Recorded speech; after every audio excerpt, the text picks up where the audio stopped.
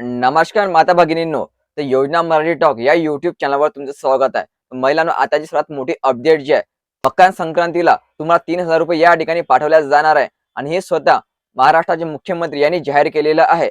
त्यांनी काय म्हटलेलं आहे याची माहिती आपण या व्हिडिओमध्ये पाहणार आहोत. तर यासाठी तुम्ही हा व्हिडिओ शेवटपर्यंत पाहायचा आणि चॅनलवर नवीन असा चॅनलला सबस्क्राईब करा. नोकरीची प्रत्येक अपडेट तुम्हाला आपल्या यूट्यूब चॅनलवर मिळत राहील.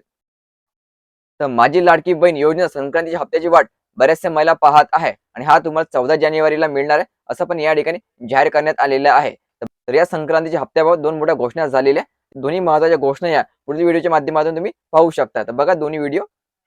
मकर संक्रांतीपूर्वी 2.25 कोटी महिलांच्या खात्यात डिसेंबर आणि जानेवारी महिन्याचे एकत्र पैसे मिळतील अशी माहिती सूत्रांनी दिली. दोन्ही महिन्यांचे एकत्रित 3,000 रुपये जमा करण्याचं नियोजन सुरू आहे. यासाठी महिला आणि बालविकास विभागानं 6,700 कोटींच्या निधीची मागणी वित्त विभागाकडे केली आहे. पालिका निवडणुकीची आचारसंहिता असली तरी ही जुनी योजना असल्यानं लाभाचं वितरण थांबणार नाही असं प्रशासनानं स्पष्ट केलंय.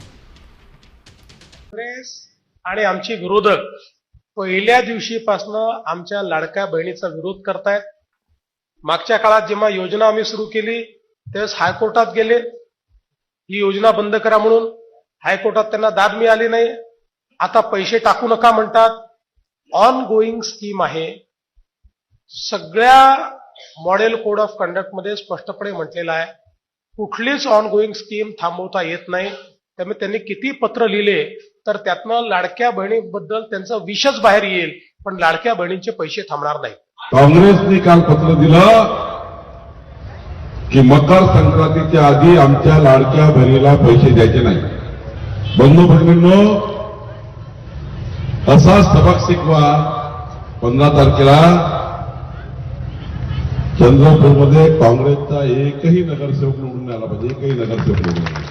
पहिल्यानं दोन्ही व्हिडिओ तुम्ही या ठिकाणी पाहिलेले आहे. तर पहिल्या व्हिडिओमध्ये सांगितलेलं आहे की 14 जानेवारी पर्यंत तुम्हाला 3,000 रुपये खात्यामध्ये पाठवल्या जाणार आहे आणि यासाठी निधी पण मंजूर करण्यात आलेले आहे. आणि दुसऱ्या व्हिडिओमध्ये मुख्यमंत्री साहेबांनी स्वतः सांगितलेलं आहे की माझी लाडकी बहिणीचा जो हप्ता हा वेळेवरच पाठवला जाणार आहे. ज्या दिवशी हा मंजूर केलेला आहे त्याच दिवशी तुम्हाला या पाठवल्या जाणार आहे. कारण विरोधी पक्ष नेत्यांनी सांगितलेलं होतं की माझ्या लाडक्या बहिणींना 14 जानेवारीला पैसे न पाठवता निवडणूक संपल्यानंतर पाठवावे. पण मुख्यमंत्री साहेबांनी म्हटलेलं आहे हा जो निधी आहे हा वेळेवरच महिलांच्या खात्यामध्ये पाठवल्या जाणार आहे. ही खूप आनंदाची बातमी आहे महिलांनो. येणाऱ्या 2 दिवसामध्ये सर्वच पात्र महिलांच्या खात्यामध्ये 3,000 रुपये पाठवले जाणार आहे. यायला सुरुवात झाली की त्याबाबतचा व्हिडिओ तुमच्यापर्यंत नक्की पोहोचेल. त्यासाठी चॅनल तुम्ही आता सबस्क्राईब करून ठेवा. धन्यवाद.